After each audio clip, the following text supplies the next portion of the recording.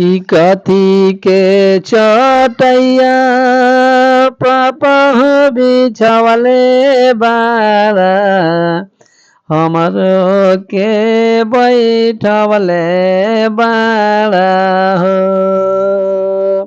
कथी के चटैया पापा हो बिछवले बाड़ा हमरो के बैठवले बाड़ा हो। कथी के कर जा पापा हो बनवले बाड़ा हमरो के बिसरतारा हो।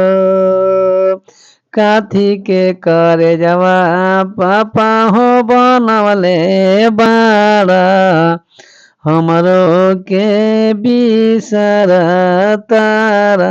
हो। कुसा के चटैया बेटी के बिछवले बानी तोहरो के बैठवले बानी गे। कुसा के चटैया बेटी के बिछवले बानी तोहरो के बैठवले बानी ना। पथला करे जवा बेटी के बनवले बानी तोहरो के बिसरतानी गे। पथला करे जवा बेटी के बनवले बानी तोहरो के बिसरतानी गे। सब दिन रखला पापा हो घरवा के लक्ष्मी आज काहे तेजत बाड़ा हो।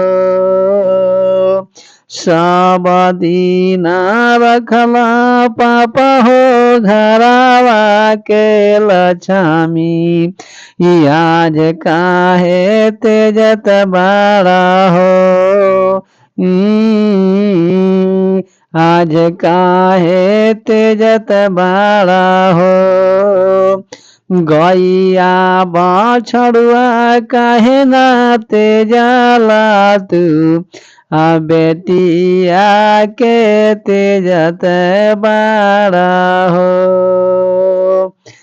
गैया बछड़ुआ काहे ना तेजला तू बेटिया के तेजत बाड़ा हो। ही गैया बछड़ुआ घर के लक्ष्मी बेटी तू पाहुनवा रहलू ना। गैया बछड़ुआ घर के लक्ष्मी बेटी तू पाहुनवा रहलू ना।